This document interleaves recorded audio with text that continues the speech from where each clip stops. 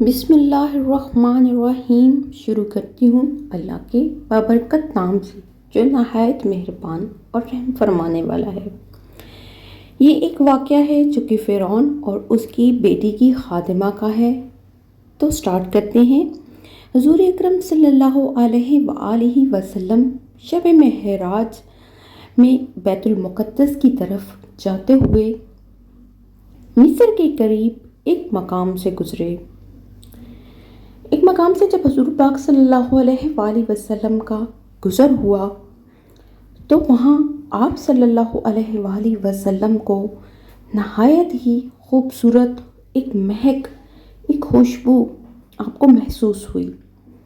آپ جب وہاں بیت المقدس کی طرف جاتے ہوئے مصر کے مقام کے قریب ٹھہرے تو آپ کو وہاں ایک جگہ سے اتنی زبردست قسم کی خوشبو آنی شروع ہوئی تو آپ صلی اللہ علیہ وآلہ وسلم نے حضرت جبرائیل علیہ السلام سے پوچھا کہ یہ خوشبو کیسی ہے؟ میرا یہاں سے گزر ہوا ہے اور میں دیکھ رہا ہوں کہ یہاں بہت ہی خوبصورت خوشبو آ رہی ہے، ایسی مہک کہ جیسے جنت کی مہک ہو، کہ یہ کون سی جگہ ہے؟ آخر یہاں ایسا کیا ہے کہ یہاں اتنی خوبصورت خوشبو آ رہی ہے؟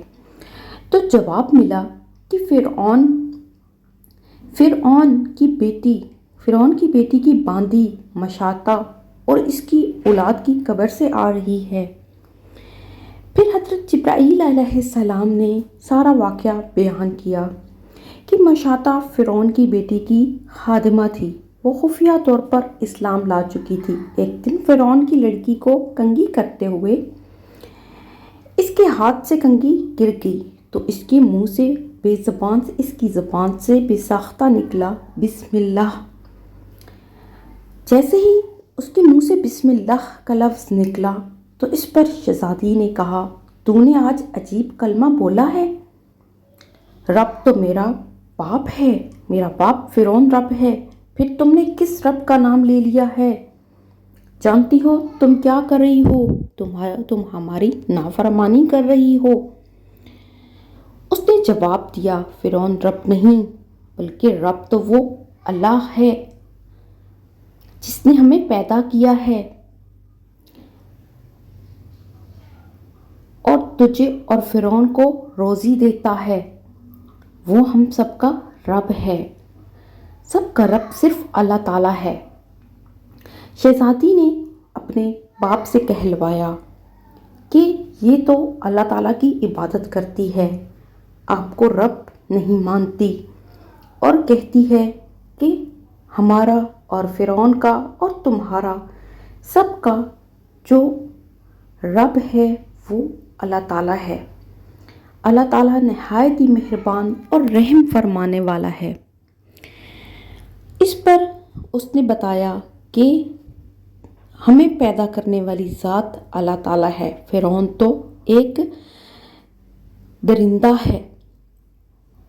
شہزادی نے اسے کہلوا کے اور اپنے سب خادمان کو بلوایا اور اپنے باپ سے کہلوایا۔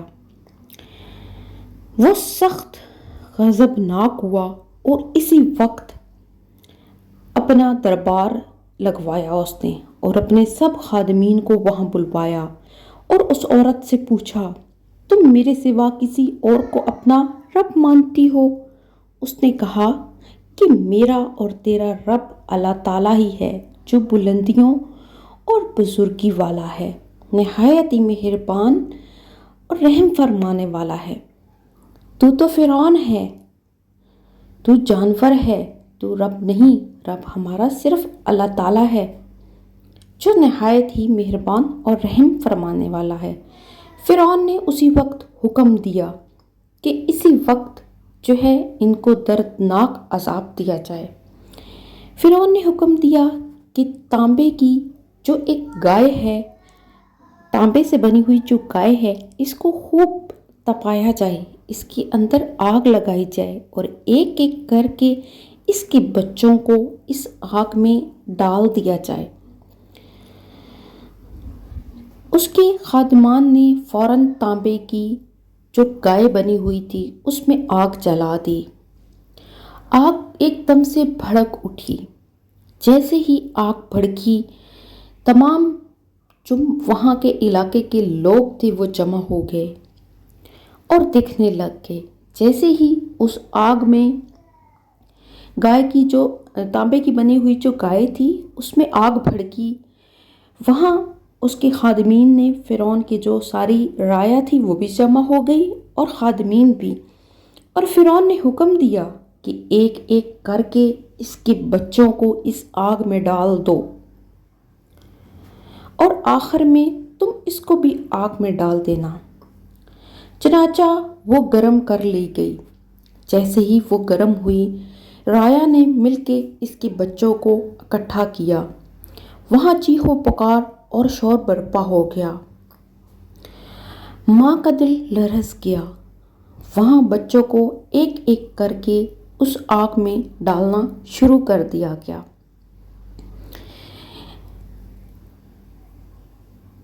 وہ جب آگ جیسی ہو گئی تو حکم دیا گیا کہ اس کے بچوں کو ایک ایک کر کے اس میں ڈالنا شروع کر دو۔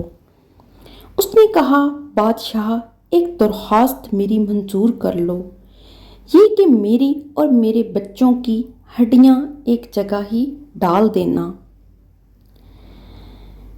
اس نے کہا، اچھا تیرے کچھ حقوق ہمارے ذمہ ہیں، لیکن تو اللہ پہ ایمان لے آئی ہے، اس لیے ہم تمہارے بچوں کو آگ میں تو ڈال دیں گے، پر تیرا یہ حکم ضرور مانیں گے کیونکہ تم نے ہماری خدمت کی ہے۔ تمہارے اور تمہارے بچوں کی ہڈیاں ہم ایک جگہ اکٹھی کر دیں گے۔ اس لیے انہوں نے منظور کر لیا۔